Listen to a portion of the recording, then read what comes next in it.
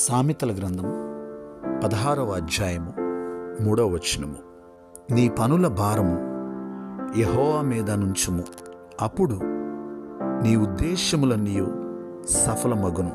ప్రియులారా, దేవుని వాగ్దాన వాక్యము. అనేక పనులు పెట్టుకుని వాటన్నిటి చేత ఒత్తిడికి గురవుతూ భారము మోయలేక ఇబ్బంది పడుచూ ఉంటే అది ఏ పనైనా కానీ ఈ రోజున ప్రభు సెలవిస్తున్నాడు, నీ పనుల భారమంతా ఆయన మీద మోపమని. ఎప్పుడైతే నీ పనుల భారం ఆయన మీద మోపుతావో అప్పుడు నీ ఉద్దేశములన్నీ ఆయన సఫలపరుస్తాడు. ప్రార్థన. సకల ఆశీర్వాదములకు కారణభూతుడా మా దేవా, మీకు వందనాలు, స్తోత్రాలు అయ్యా. మీ వాగ్దాన వాక్యమును బట్టి వందనాలు. ఈ వాగ్దాన వాక్యం విని ప్రార్థనలో ఏకీభవించిన ప్రతి ఒక్కరిని మీరు దీవించండి.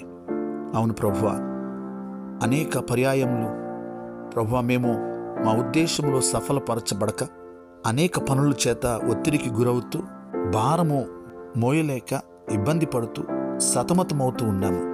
అయితే ఈ దినము మీరు సెలవిచ్చుచున్న ఈ వాగ్దానమును బట్టి మా భారము మీ మీద వేయమని మీరు పిలుస్తూ ఉన్నారు. మా ఉద్దేశములన్నీ సఫలము చేస్తానని మీరు వాగ్దానం చేయుచున్నారు. మీకు వందనాలు, స్తోత్రాలు. ఈ ప్రార్థనలో ఏకీభవించిన ప్రతి ఒక్కరిని, వారి కుటుంబాలను దీవించండి. వారి భారమును తేలిక చేయండి ప్రభా. వారికి నెమ్మదిని దయచేయండి అయా. వారి ఒత్తిడిని తొలగించండి. వారి ఉద్దేశములు సఫలపరచండి. మీరే మహిమ పొందండి. యేసయ్య నామములో ప్రార్థిస్తున్నాము తండ్రి, ఆమేన్.